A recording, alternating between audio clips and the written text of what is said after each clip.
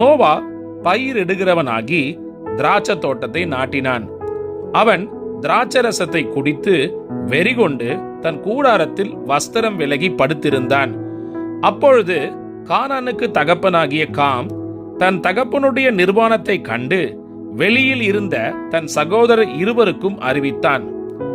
அப்பொழுது சேமும் யாபேத்தும் ஒரு வஸ்திரத்தை எடுத்து தங்கள் இருவருடைய தோள் மேலும் போட்டுக்கொண்டு பின்னிட்டு வந்து தங்கள் தகப்பனுடைய நிர்வாணத்தை மூடினார்கள். அவர்கள் எதிர்முகமாய் போகாதபடியினால் தங்கள் தகப்பனுடைய நிர்வாணத்தை காணவில்லை.